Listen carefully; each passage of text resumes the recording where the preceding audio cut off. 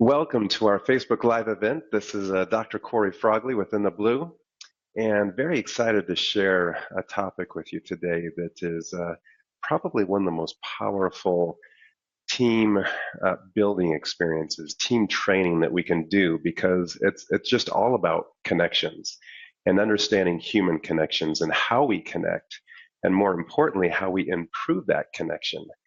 And so we're going to get into a fun topic today. I want to thank Michael Bailey for filling in last week. It's almost like I'm starting to fill in for him. He's doing such a good job. I hope you're enjoying his content because it is fantastic, and we're going to continue to involve him and grateful for the things that he's been sharing with us. So today, as we bring up our presentation, you'll understand that or you'll see that it says three fundamentals of understanding that every successful team must master. So again, if you like this presentation, please use it in your team meetings. Please share it with those people that you know are running other teams and other businesses. Grateful for the dentists, the chiropractors, the medical professions that we're working with and using our materials because that's why we're doing it. So we hope you're using it. Now, understanding, let's talk about that for a second, exactly what that is, because it's the connection that we have with each other. And connecting really is when we boil down this life experience into, that's what it comes down to, is the connections that we have with our partners, the connections we have with our children, the connections we have with our patients, the connections that we have with the people that we work with. And I think you'd agree with me that we actually spend a lot of time with our teams. And if you're lucky enough to do that, when you've had great teams, you notice that, man, it's fun to come to work. You don't dread it. And when things are connecting, it improves the culture of the business so dramatically that people have studied and studied and studied to try to figure out how to duplicate that, how to increase understanding within the workplace. It accelerates production. It accelerates getting things done. And that's why, as we put this presentation together for you today, that's the key. We want you, as the culture of your business, to be all about increasing productivity, but more importantly, loving being in a culture that increases productivity. So this first slide are the three keys that we're going to talk about: affinity, perception, communication. When those things are in sync, it really drives this concept of connection, of understanding between two individuals or a team of individuals. And that's the beauty of this. So affinity, one of my favorite definitions of affinity, is really two particles trying to share or occupy the same space. Now, as a kid, much like most of you, you probably played with magnets. It was one of my favorite things to play with as a kid. And when you take the opposite poles and put them next to each other, they would snap together. And again, when you would take the same poles and put them together, you could actually push a magnet along without them touching, which was, like magic to a kid. And you would see, how many things could you put in between the two opposite poles and still get them to hold the magnets together. And I always wanted stronger and stronger magnets to be able to see how much you could put together before they didn't attract anymore. That's affinity. When we have high affinity, it's two particles coming together, a strong bond. When we have low affinity, it actually is that repelling of each other. It's creating space between each other. And, for instance, if you imagine a weekend night, you've got the house to yourselves, you're with you and your partner, and you're on the couch watching a good movie, and there's high affinity between the two of you. How much space is between the two of you? Probably not much. In fact, you're probably on top of each other or touching each other or arms around each other or a head in a lap. And those are precious moments. That's high affinity. On the other hand, imagine when you and your partner get into a fight and things aren't good. think about the space that develops between the two of you. Then you may be in different rooms at that point, or maybe even not occupying the same location as that affinity drops. You've also probably experienced the effect of meeting somebody for the first time. And when you met them, you immediately had this connection with them. You just liked them. You didn't need to know that much about them. You just liked them. That has a lot to do with the energy that you're feeling from that person. Your energies are in sync. The energy that you project, the energy that they project, they actually are very complementary of each other. That develops high affinity. And I'm sure you've had the opposite experience where you've met somebody and they didn't even have to say a word. You just didn't like that person. Now, don't look at the person sitting next to you right now. But that happens because, again, the energy they're projecting and the energy you're projecting are actually negative to each other. It cancels each other's energy out. It doesn't feel good. Now, there's ways to repair that. There's ways to build that. And that's some of these things that we want to talk about, because affinity is actually based upon the ability to make and keep agreements. Now, that means that when you meet somebody, if you can find something in common with that person, chances are you'll begin to already naturally elevate the affinity. Something as simple as agreeing on the weather outside or agreeing on a sports team, it naturally develops some affinity, that it changes that energy frequency between the two of you. If we take it to a patient clinic or a patient doctor relationship, this is all about making and keeping agreements, because we present case presentations and we have agreements made, and those agreements can be appointments, those agreements can be procedures, those agreements can be expected results, those agreements can be financial. Now, when does the clinic-patient relationship typically down spiral? It's one of two things. Either we did not meet the patient's expectations with the treatment, and they're disappointed, and they feel like we didn't keep our agreements, even though we have them sign contracts and documents, and we explain to them that it's healthcare, right? Nothing's guaranteed. It's the human body. But still, they get expectations, and they exchange with you money. And so even though we may have provided great service, sometimes patients don't keep their financial agreements. And when they don't keep their financial agreements, all of a sudden affinity drops. And it's not even our fault, but when patients owe us money that they can't keep that agreement, what do they start doing with the space between the two of you? They start creating space. They don't return phone calls or text messages. They don't show up to appointments because, again, they drop their affinity with us simply because they owe us money. They couldn't keep the agreements.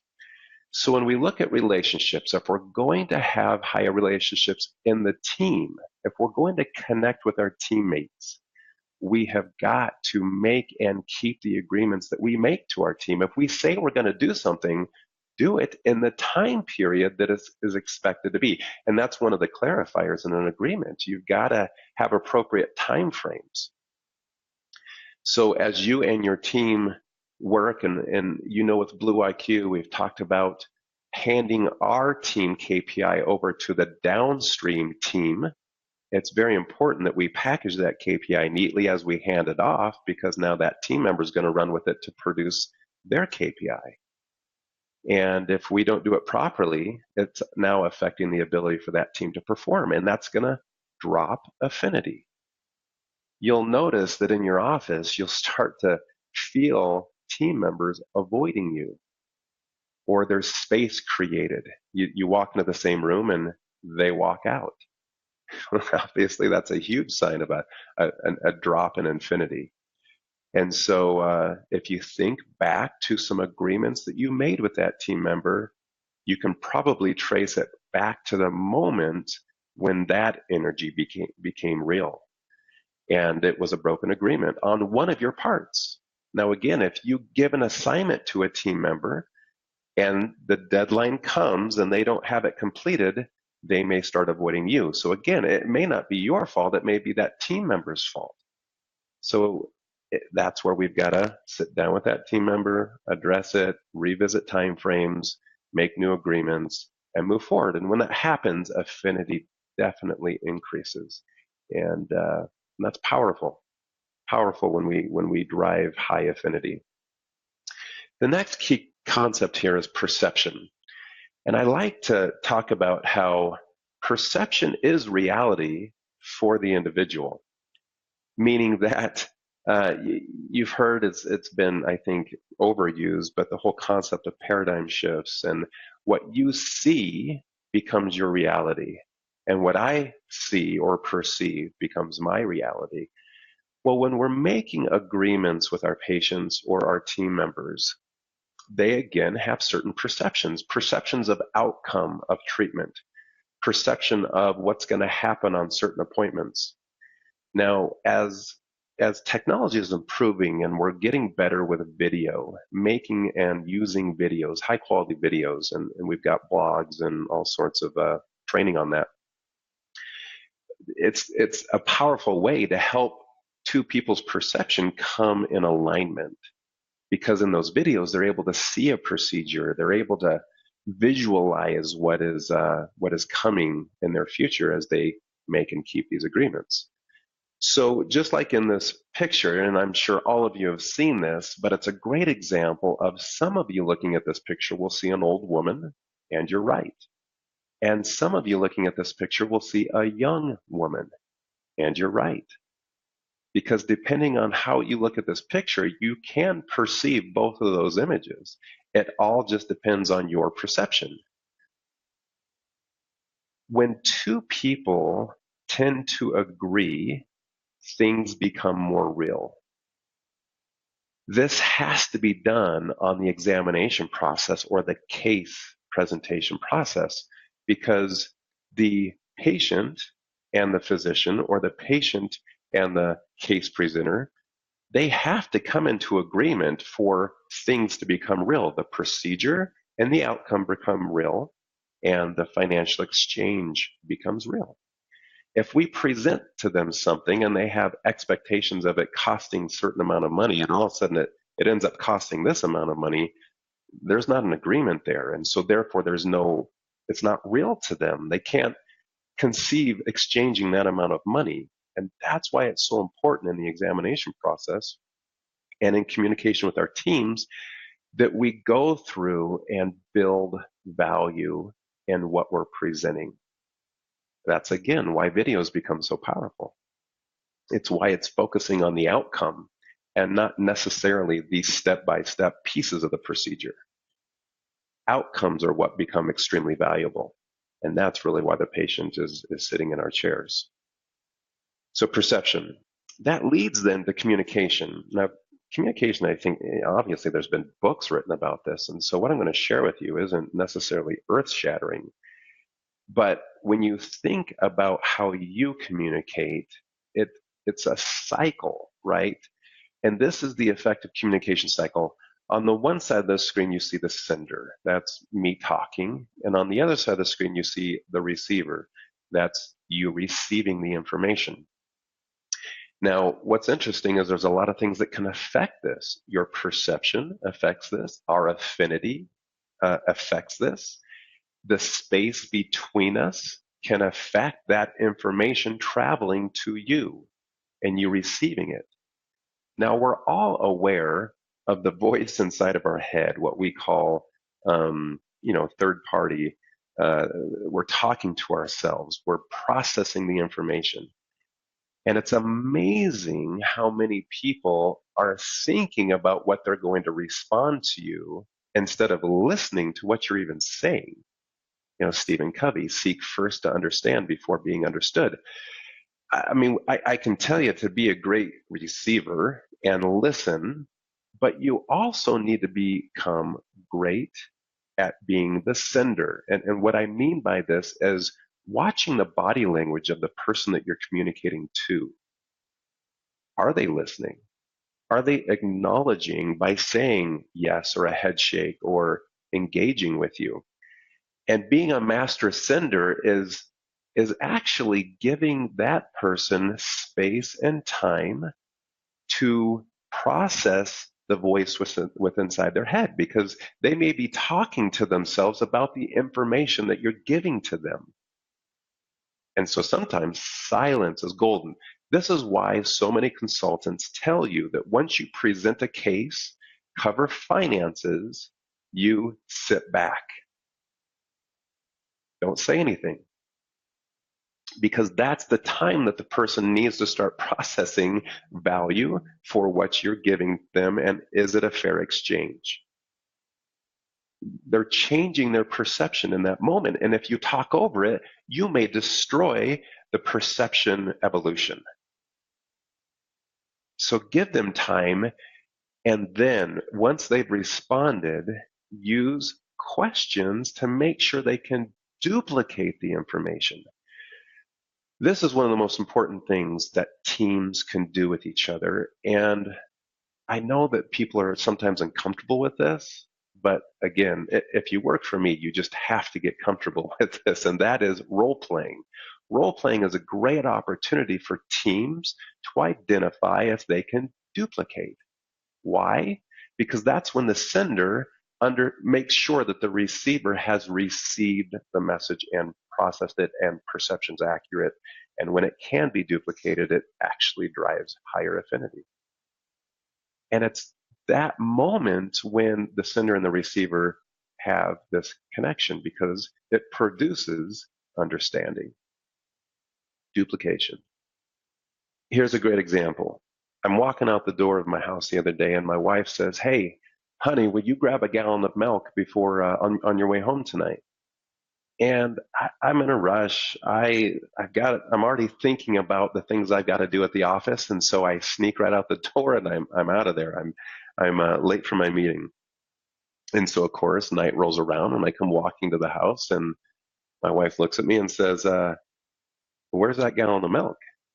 And I say, "What gallon of milk?" And she says, "The gallon of milk I told you to pick up on your way home from the office."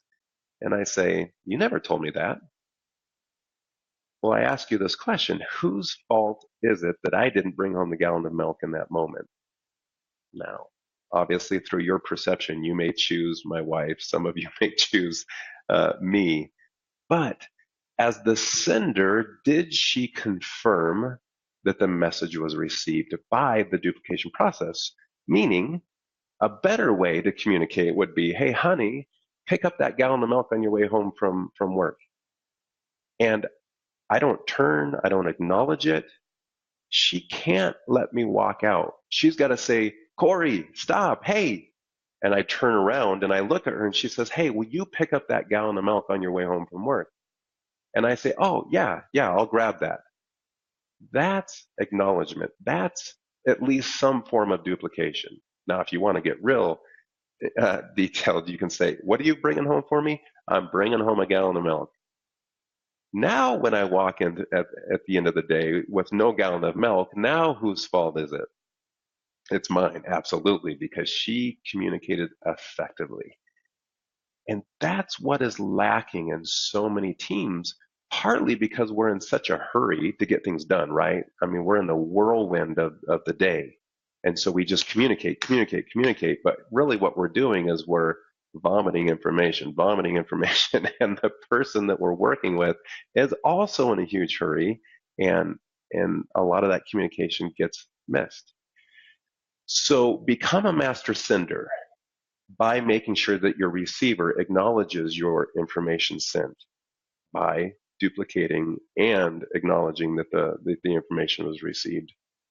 And again, if you're in a training situation and you want them to be ready to perform a process or a procedure, you've got to role play. You've got to make sure that they can duplicate it effectively at a level that you know that then when they work with other team members or with patients, that the desired outcome is going to take place, because again, you've made sure that they can duplicate.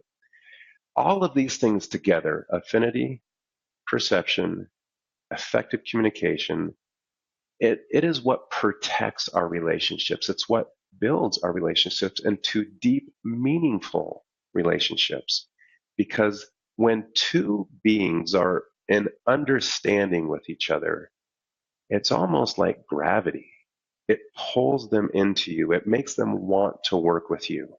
If you're finding feelings of not wanting to work with certain team members, I bet you could go back to one of these key principles and find out that it's weak. And if it's weak, we're not going to have the desired outcomes that we want. And I'll tell you, one of the most powerful things in a understanding relationship is the speed in which things can be done. You can accomplish things in less words. Sometimes when the dentist or the chiropractor or the medical provider looks at their assistant, the assistant doesn't even need to hear the words. They know exactly what the provider's thinking and executes. When you start to find relationships like that happening within your practice, oh my gosh, you've reached a level that is priceless. And I strongly encourage you to train on these principles because they will evolve a team culture that is priceless. Thank you so much for spending time with us today. Again, please share this information with those that you also know are building and running teams, working with teams.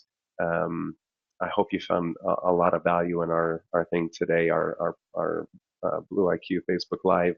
Grateful for those who keep tuning in and keep sharing, and a lot of exciting things coming up in the next oncoming weeks with our broadcast. We'll be covering everything from marketing to uh, more materials on teams and building deep connections. So thank you so much for joining us with Facebook Live today. Hope you have a wonderful weekend, and we will see you next time.